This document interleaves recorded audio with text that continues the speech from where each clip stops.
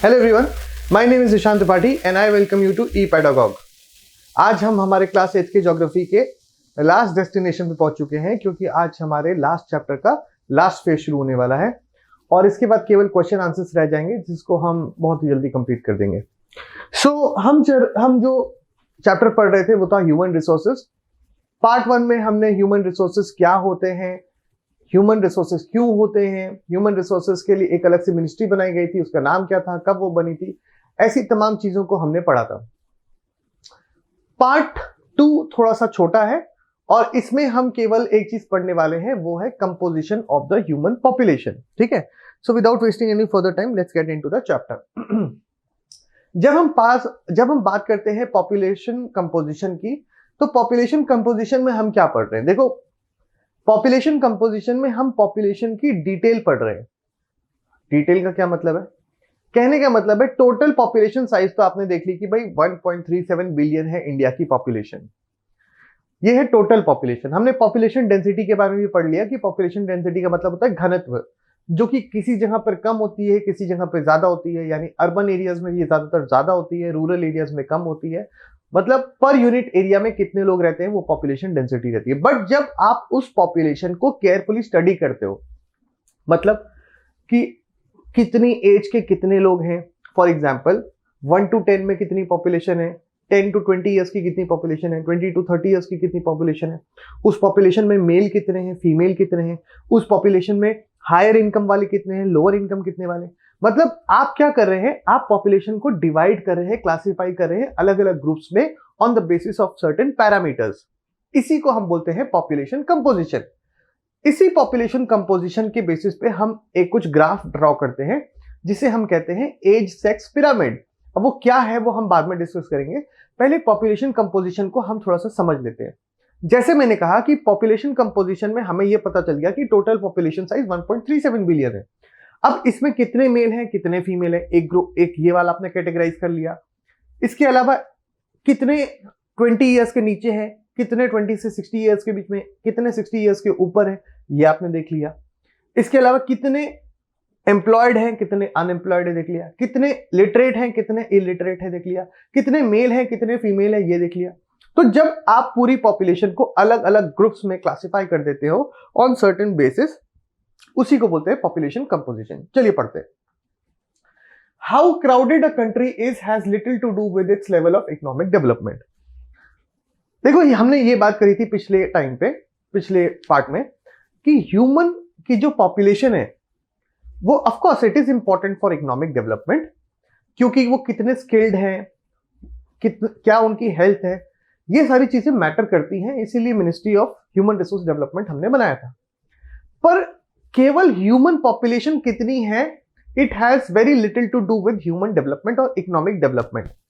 किसी देश में अगर इकोनॉमिक डेवलपमेंट करना है तो हमें ये नहीं देखना कि उसका पॉपुलेशन साइज कितना है या उसकी पॉपुलेशन डेंसिटी कितनी है। हम इकोनॉमिक डेवलपमेंट की बात कर रहे हैं। It has very little to do with human population. ज्यादा पॉपुलेशन हो जाएगी इसका मतलब ह्यूमन इकोनॉमिक डेवलपमेंट ज्यादा हो जाएगा, ऐसा बिल्कुल नहीं है। और हम कैसे प्रूव कर सकते हैं? With examples.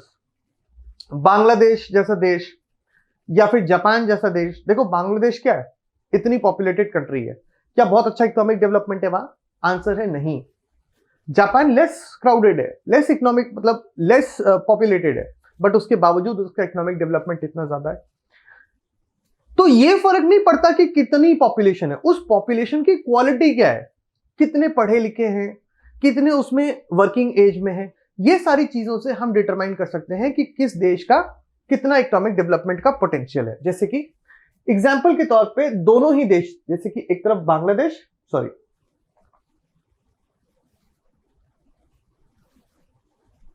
जैसे कि बांग्लादेश और जापान दोनों ही बहुत ही डेंसली पॉपुलेटेड देश हैं। चाहे आप जापान को देख लो या फिर बांग्लादेश को, दोनों ही डेंसली पॉपुलेटेड है। पर जापान जो है वो बहुत ज्यादा इकोनॉमिकली डेवलप्ड है बांग्लादेश से। सो आपको ये समझ में आ रहा होगा कि population density has nothing to do with the economic development. इसके पीछे का कारण जब आप समझोगे तो आपको समझ में आएगा कि जापान में जो लोग हैं वहां पर economic development is not because of the higher population density, it is because कि वहां की जो पॉपुलेशन है उनका एजुकेशन, उनका स्किल्स वो काफी ज्यादा अच्छा है, जिसके वजह से वो लोग इकोनॉमिकली डेवलप हो रहे हैं। और यही चीज की कमी है बांग्लादेश में, जिसकी वजह से despite of being densely populated वो कंट्री उतने अच्छे तरीके से इकोनॉमिक डेवलपमेंट नहीं कर पा रही है। To understand the role of people as a resource, ये समझने के लिए कि लोगों का रोल क्या है एज अ रिसोर्स, हमें ये समझना पड़ेगा कि उनकी क्वालिटीज क्या है। People vary greatly in their age, sex, literacy level, health, economic condition, occupation and income level. ये सारे फैक्टर्स में लोग बहुत डिफर करते हैं। फॉर एग्जाम्पल, कोई वर्किंग एज ग्रुप में होगा, मतलब आप काम कौन सी एज में करते हो भाई, आप 20 से 60 की उम्र में काम करते हैं। जिस देश की भी पॉपुलेशन सबसे ज्यादा इस वाले ग्रुप में होगी, 20 से 60 वाले की ग्रुप में, वहां उतना इकोनॉमिक डेवलपमेंट का पोटेंशियल होगा। क्योंकि 15 साल के नीचे और 60 साल के ऊपर की कैटेगरी को हम मानते हैं डिपेंडेंट ग्रुप, क्योंकि ये कमाते नहीं हैं, ये उन लोगों पे डिपेंड करते हैं जो कि 20 साल से या 15 साल से 60 साल की उम्र के बीच में होते हैं, क्योंकि ये कमाने वाली एज होती है, ये काम करने की एज होती है। ये काम करते हैं और अपने परिवार का पेट भरते हैं, और उस परिवार में डिपेंडेंट एज ग्रुप के भी लोग होते हैं, यानी 60 साल के ऊपर वाले भी और बच्चे भी, ये तो काम नहीं कर सकते। इसीलिए अगर किसी देश की भी जो ज्यादातर पॉपुलेशन है, अगर वो डिपेंडेंट एज ग्रुप में लोग ज्यादा हैं, तो डेफिनेटली वहां का इकोनॉमिक जो डेवलपमेंट है वो उतना ज्यादा हम एक्सपेक्ट नहीं कर सकते। इसके बाद लिटरेसी की बात करते हैं। लिटरेसी अगर ज्यादा है तो वहां पर क्या होगा, इकोनॉमिक डेवलपमेंट होगा, और अगर नहीं होगा तो फिर वो ऐसे ही जो वर्कर्स की तरह काम करेंगे, कभी कहीं उनका स्किल उनको लिए उनको जॉब नहीं दिला पा रहा। तो आप यहाँ पर क्या कर रहे हैं, आप केवल पॉपुलेशन का साइज नहीं देख रहे, आप पॉपुलेशन के कैरेक्टरिस्टिक्स देख रहे हैं। और जब हम पॉपुलेशन के कैरेक्टरिस्टिक्स देखते हैं तब हम बता पाते हैं कि वहां पे इकोनॉमिक डेवलपमेंट का क्या स्कोप है। जैसे कि अगर आप लोग देखते हैं कि वहां का लिटरेसी लेवल क्या है, वहां की हेल्थ कंडीशन क्या है। अब माना मैंने कि लिटरेसी लेवल बहुत अच्छा है, मैंने ये भी माना कि उनके स्किल्स बहुत अच्छे हैं, पर मान लो उनकी हेल्थ ही अच्छी नहीं है, उनका हेल्थ इंफ्रास्ट्रक्चर अच्छा नहीं है, तो अच्छा हेल्थ नहीं हो पाएगा तो नॉलेज लेके भी क्या कर लोगे, स्किल लेके भी क्या कर लोगे, इकोनॉमिक डेवलपमेंट तो हो ही नहीं पाएगा। क्योंकि आप पड़े रहोगे बीमार, और बीमार इंसान कैसे काम करेगा। इसीलिए जो हेल्थ इंफ्रास्ट्रक्चर होता है किसी कंट्री का, ये भी बहुत इंपॉर्टेंट पोटेंशियल रोल प्ले करता है इन दी इकोनॉमिक डेवलपमेंट। तो ये सारी चीजें होंगी जो हमने पढ़ ली। Population composition refers to the structure of the population, मतलब आप पॉपुलेशन कंपोजिशन में क्या करते हैं, इसमें एक वर्ड मिसिंग है जो इसको बेहतर स्टेटमेंट बनाता है। वो ये था कि पॉपुलेशन कंपोजिशन का मतलब होता है study of the structure of the population. मतलब जब आप पॉपुलेशन के स्ट्रक्चर को स्टडी करते हैं उसी को बोलते हैं पॉपुलेशन कंपोजिशन, जो अलग अलग तरीके का हो सकता है। सेक्स के बेसिस पे हो सकता है, एज के बेसिस के ऊपर हो सकता है, लिटरेसी के लेवल के ऊपर हो सकता है, एंड एटसेट्रा एटसेट्रा। समझ में आ गया होगा। The composition of population helps us to know how many males are male or females, which age group they belong to, how educated they are, what type of occupations they are employed in, what is their income level, health conditions, etc. Basically क्या बोलने की कोशिश करें, population composition में हम structure समझने की कोशिश करते हैं पॉपुलेशन का, राइट। तो हमने क्या अभी तक पढ़ लिया, हमने ये पढ़ा कि ये जो पॉपुलेशन, ये जो कंपोजिशन है, इसमें हम ना पॉपुलेशन के स्ट्रक्चर को स्टडी करते हैं कि मतलब कितने पढ़े लिखे हैं, कितने कौन से एज ग्रुप में हैं, उनका हेल्थ स्टेटस क्या है। जब हम इस पॉपुलेशन को स्टडी करते हैं, उसके स्ट्रक्चर को स्टडी करते हैं, तो उसी को पॉपुलेशन कंपोजिशन कहते हैं। जैसे कि कितने लोग फॉर्मल ऑक्यूपेशन में हैं, कितने इनफॉर्मल ऑक्यूपेशन में, कितने लोगों की इनकम 2 लाख से ऊपर है, कितने लोगों की उससे नीचे है। 2 लाख मतलब मैं just giving you examples, I hope you understand. Health conditions, कितने लोग नॉर्मल नॉरिश्ड हैं, कितने लोग अंडर नॉरिश्ड हैं, कितने लोग मैल नॉरिश्ड हैं। इसके बाद कितने लोग जो हैं उन्होंने प्राइमरी एजुकेशन हासिल किया है, कितने लोगों ने सेकेंडरी एजुकेशन हासिल किया है, कितने लोगों ने हायर एजुकेशन हासिल किया है। ये सब कितने मेल्स हैं, कितने फीमेल्स हैं, कौन सी एज ग्रुप में, 10 से 20 में कितने हैं, 20 से 30 के एज में कितने, 30 से 40 के एज में कितने, 40 से 50 के एज में कितने, 60 के ऊपर कितने। जब हम इस पॉपुलेशन को स्टडी करते हैं ऐसे स्ट्रक्चर में डाल के, उसी को हम पॉपुलेशन कंपोजिशन कहते हैं, क्योंकि ये हमारे को बताता है कि किस देश के इकोनॉमिक डेवलपमेंट के कितने चांसेस हैं। ऐसा ही पॉपुलेशन कंपोजिशन का एक स्टडी होता है जिसे हम कहते हैं एज सेक्स पिरामिड। इसमें हम क्या करते हैं, एक देश की पॉपुलेशन या किसी भी जगह की पॉपुलेशन जिसको हमें स्टडी करना है, हम उसमें क्या करते हैं, उस देश की पॉपुलेशन को हम क्या करते हैं, डिवाइड कर देते हैं दो पैरामीटर्स के बेसिस के ऊपर, एक एज और दूसरा सेक्स, मेल फीमेल, और किस एज ग्रुप में कितने मेल और कितने फीमेल हैं ये देखने के लिए। कैसे होता है ये देखते हैं। एक इंटरेस्टिंग वे है पॉपुलेशन को स्टडी करने का या पॉपुलेशन कंपोजिशन को स्टडी करने का, वो है looking at the population pyramid, also called as age sex pyramid. तो ये जो एज सेक्स पिरामिड है, ये एक इंपॉर्टेंट क्राइटेरिया है, वन ऑफ द क्राइटेरिया है of studying the human population और द पॉपुलेशन कंपोजिशन। कैसे देखते हो कैसे। अब ये ग्राफ देख पा रहे होंगे, देखो मेल दे रखा है और फीमेल दे रखा है, और यहां पर क्या देख रखा है, एज ग्रुप दे रखा है 0 से 4, 5 से 9, 10 से 14, 15 से 19। मैं चाहूंगा कि हमारी टीम इसको जूम करके थोड़ा दिखाए, 30 to 24, 35 to 39, 34 to 30।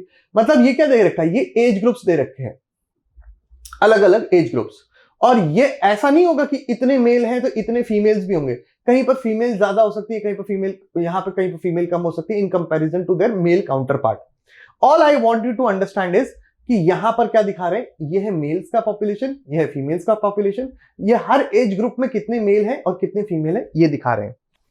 अब पॉपुलेशन पिरामिड क्या शो करता है, the total population divided into various age groups, जैसे 5 to 9 years, 10 to 14 years, ये मतलब जो टोटल पॉपुलेशन है उस देश की वो दिखा रहा है, प्लस डिफरेंट एज ग्रुप्स में कितने लोग हैं वो भी दिखा रहा है, मतलब 0 to 4 में कितने, 5 to 9 में कितने, ऐसे करके भी दिखा रहा है। दूसरा, the percentage of the total population subdivided into males and females in each of those groups, कि ये जो population का है परसेंटेज मेल्स और फीमेल्स में कितना डिवाइडेड है हर एज ग्रुप में, जैसे 0 to 4 में इतने हैं, इतने मेल्स हैं, और 0 to 4 में इतनी फीमेल्स हैं, ये दिखा रहा है। तीसरा क्या बोल रहा है, जो भी पॉपुलेशन पिरामिड का शेप है, जैसे इसका शेप कैसा है, ऐसे करके है, ट्राइंगल जैसा शेप है, वो ये बताता है कि कितने लोग जो है वहां पर पर्टिकुलर एज ग्रुप में फॉल कर रहे हैं। जैसे numbers of children are shown at the bottom and reflect the level of birth, ये बता रहा है कि कितने लोगों का बर्थ हो रहा है। ये चौड़ा ये दिखा रहा है बेस में कि बहुत ज्यादा बर्थ रेट है, तभी तो इतने सारे बच्चे पैदा हो रहे हैं। The size of the top shows कि कितने एज ग्रुप हैं और रिफ्लेक्ट करते हैं द नंबर ऑफ डेथ्स। जितना ज्यादा नैरो होगा ऊपर, उतना वहां का हेल्थ इंफ्रास्ट्रक्चर कमजोर है, क्योंकि वहां की डेथ रेट इतनी ज्यादा है, जिसके वजह से क्या हो रहा है कि वहां तक लोगों तक पहुंचते पहुंचते बहुत कम लोग रह रहे हैं। ये साफ साफ दिखा रहा है। So this particular graph is showing high birth rate and high death rate. Not only this, ये हमारे को ये भी बताता है कि कौन से देश में, ये एज सेक्स पिरामिड कोई एक ही चीज नहीं बता रहा, ये सिर्फ ये नहीं बता रहा कि कितने चिल्ड्रन हैं किस एज ग्रुप में, कितने मेल हैं उस एज ग्रुप में, कितने फीमेल हैं उस एज ग्रुप में, कितना बर्थ रेट है, कैसा डेथ रेट है, सिर्फ यही नहीं दिखा रहा, बल्कि ये भी दिखा रहा है कि किस देश में इकोनॉमिक डेवलपमेंट कितना पॉसिबल है। अगर मान लो कि बहुत ज्यादा जो लोग हैं वो इस एज ग्रुप के ऊपर दिख रहे हैं, इसका मतलब क्या दिख रहा है, इसका मतलब यह है कि बहुत ज्यादा डिपेंडेंट पॉपुलेशन है वहां पर। अगर यहां और यहां, ऊपर और नीचे बहुत बड़ा ब्रॉड बेस है, मतलब क्या दिखा रहा है, डिपेंडेंट लोग वहां पे ज्यादा हैं, और अगर पतला नीचे बीच में पतला है तो इसका मतलब यह है कि जो वर्किंग एज ग्रुप है, जहां पे एक्चुअली लोगों को काम करना चाहिए, उसकी जो पॉपुलेशन है वो कम है। सो ऐसे देश इकोनॉमिक डेवलपमेंट उस प्रेजेंट टाइम पे तो नहीं कर पा रहे, क्योंकि उनको they have to take care of this family and also this older generation and also this younger generation, in short dependent age groups. ठीक है, समझ में आ रहा होगा मेरे ख्याल से। The population pyramid also tells us how many dependents there are in a country. मैंने बताया आपको, ये population pyramid ये भी बताता है कि कितने डिपेंडेंट लोग हैं। 60 साल के ऊपर और 15 साल के नीचे, ये सब डिपेंडेंट एज ग्रुप है। देखो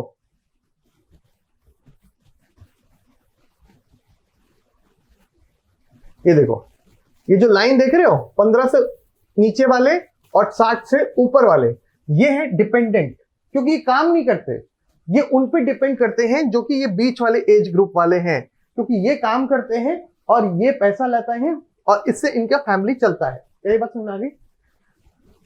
the population pyramid also tells us how many dependents there are in a country. जैसे मैंने बताया, there are two groups of dependents, young dependents जो कि 15 साल के नीचे, और एल्डरली डिपेंडेंट्स जो कि 65 साल के या 60 साल के ऊपर। Those of the working age are the economically active section. So ये वो लोग होंगे जो इकोनॉमिकली एक्टिव सेक्शन में होंगे, ये वाले जो ग्रुप होंगे इकोनॉमिकली एक्टिव।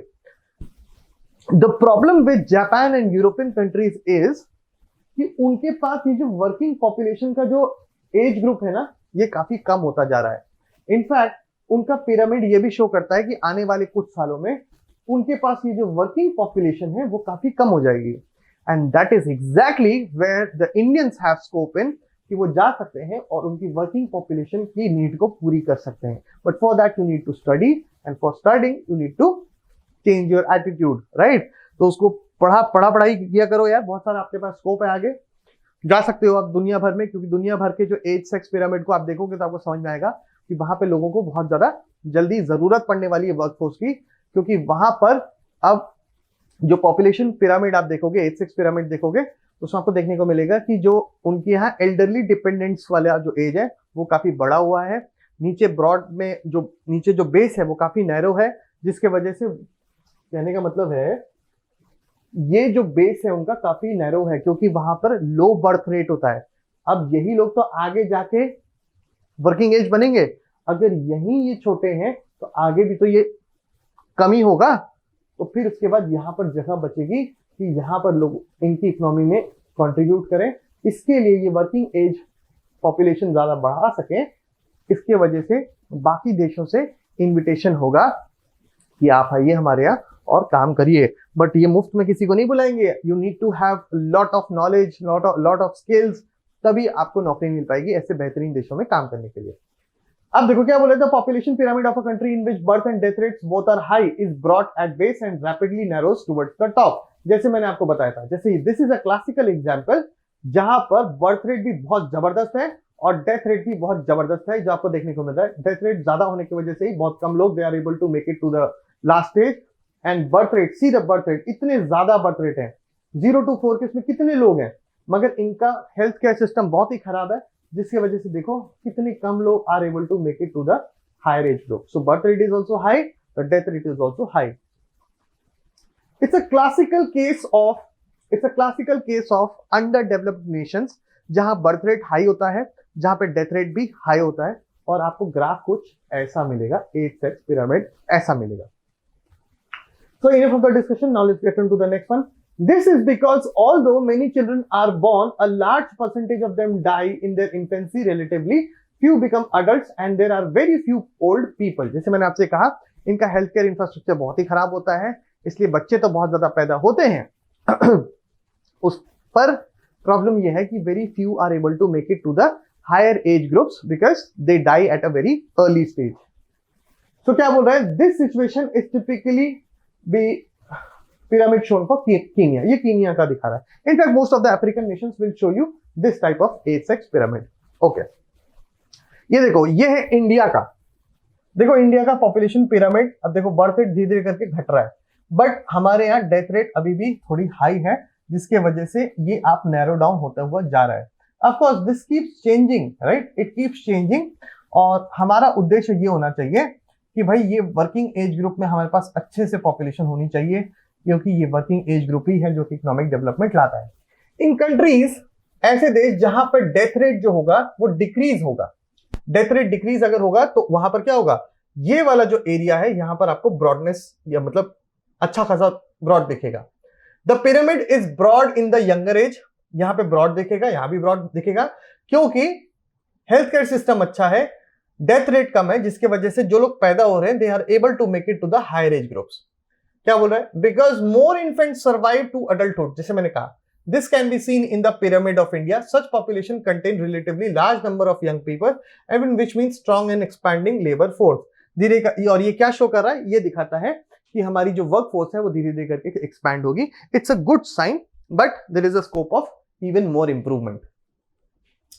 इन कंट्रीज लाइक जापान, जापान में देखोगे तो आपको समझ में आएगा, देखो ये पॉपुलेशन पिरामिड है किसका, जापान का। देखो यहाँ पर कितना लो बर्थ रेट है, क्योंकि यहाँ पे people prefer to have less children, ठीक है। इनका बर्थ रेट काफी लो होता है और इनका डेथ रेट भी काफी लो होता है, जिसका मतलब ये है, अब आप ये सोच रहे होगे कि यार ये कैसे पॉसिबल है कि यहाँ ये कम है और यहाँ ये अचानक से बढ़ रहे हैं। मैंने आपको बताया था कि पॉपुलेशन में केवल डेथ रेट या बर्थ रेट ही डिटरमाइन नहीं करता, these are of course the natural reasons for the population change, but then there is an additional reason which is known as migration. लोग माइग्रेट करके जापान जाते हैं काम करने के लिए, इसलिए इनकी वर्किंग फोर्स जो है, आप देखोगे कि वर्किंग फोर्स कैसे बढ़ रही है। क्या ये बात समझ में आ गई आपको? तो ये सारी चीजें हैं। So in countries like Japan, low birth rate make the pyramid narrow at the base. Birth rate low है इसलिए नैरो यहाँ पे होगा। डेथ रेट भी लो है जिसके वजह से आपको ये वर्किंग पॉपुलेशन काफी अच्छी दिखेगी और इवन जो ऊपर वाला एरिया भी वो भी ठीक दिखेगा। डिक्रीज, अब आप ये सोचो कि एकदम ही ऐसे करके हो जाए, ऐसा तो नहीं हो सकता, क्योंकि हर इंसान बूढ़ा होकर जीवित ही रहे वो पॉसिबल नहीं है। हर इंसान के बॉडी का मैकेनिज्म अलग होता है। तो of course when you get closer to 60s you have the chances of dying any time, right, वो तो है ही है। तो वो ये बता रहे हैं कि धीरे धीरे करके तो नैरो होना ही है, मगर एकदम ही ऐसे नैरो हो जाएगा तो मतलब वो दिखा रहा है कि मतलब हाई डेथ रेट है, बट ऐसा भी नहीं है। यहाँ पर देखो, खुद ही देखो, ऐसा तो नहीं है ना कि एकदम ही ऐसे करके नैरो हो जाएगा। जैसे इस वाले केस में देखो कैसे नैरो हो रहा है, पर ऐसा नैरो तो नहीं हो रहा, धीरे धीरे करके नैरो, ऊपर नैरो होना ही है क्योंकि लोग मरेंगे ही, कम ही लोग सरवाइव करेंगे, बट एकदम ही ऐसा हो जाए तो मतलब high death rate. Decrease death rate allows decrease death rate allow the number of people to reach old age. ज्यादा अगर कम डेथ रेट होगी तो लोग ज्यादा ओल्ड एज के ग्रुप में देखने को मिलेंगे। Skilled, spirited and hopeful young people endowed with a positive outlook are the future of any nation. So अगर आप स्किल्ड हैं, आपका पॉजिटिव आउटलुक है, आप मेहनती हैं, तो आप ही हैं इस देश के ब्राइट फ्यूचर का कारण। हम भारत में, we in India are fortunate to have such resources. आप सब लोग यंग हैं, स्किल्ड हैं, मेहनत कश हैं, तो आप ही हैं इस देश का ब्राइट फ्यूचर। तो इसलिए आपसे बहुत उम्मीदें हैं। They must be educated and provided skills. आप लोगों को एजुकेट भी करना है, स्किल्स भी प्रोवाइड करना है, ये हमारी जिम्मेदारी है। मतलब the generation which is older than you, हमारे को जिम्मेदारी है कि हम आपको अच्छे से पढ़ाएं लिखाएं और स्किल्ड बनाएं, बट आपकी भी जिम्मेदारी है कि आप इस नॉलेज को गेन करें, because it's not a medicine that can be given to you and you can just simply take it and perform better. ऐसा नहीं होता, इसके लिए आपको मेहनत करनी पड़ेगी and there has to be need of self motivation. So to become able and productive, so आपको एबल और प्रोडक्टिव होने के लिए ये काम करना पड़ेगा। सो इस चैप्टर के साथ हमारा ज्योग्राफी क्लास 8 कंप्लीट होता है। आई होप आपको ये पूरा जो कोर्स है वो अच्छा लगा होगा और मैंने अपनी पूरी कोशिश करी है कि मैं आपको best of the best lectures deliver कर सकूं। इसके अलावा अगर आपको कोई भी दिक्कत परेशानी या अगर आपके कोई सुझाव हैं तो आप प्लीज मुझे लिखिए, भेजिए और मैं अपने अंदर बिल्कुल इंप्रूवमेंट करूंगा। There is always a scope of improvement. और अगर आपको कोई चीज ऑफेंड की है इस दौरान, अगर मैंने कोई एग्जाम्पल दिया इस पूरे कोर्स के दौरान जो आपको ठीक नहीं लगा, तो मैं माफी चाहता हूं उसके लिए।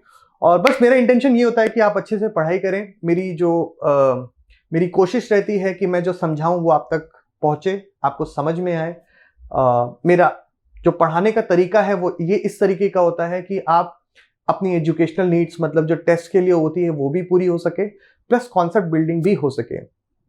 रेस्ट बाकी कोर्सेज भी हमारे बहुत जल्दी आएंगे, हिस्ट्री, सिविक्स, ये सारे जो होंगे, इनफैक्ट जो हायर क्लासेस में इकोनॉमिक्स और ये सारी चीजें, ये भी हम बहुत जल्द लेके आएंगे। हमारे सारे कोर्सेज चलते जा रहे हैं, 9th और 10th भी साथ में चलता जा रहा है।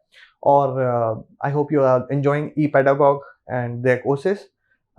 Thank you so much for staying with me and अगर कोई डाउट होता है तो आपको जानते हैं आप क्या करना है, कमेंट बॉक्स में डालिए। And thank you so much.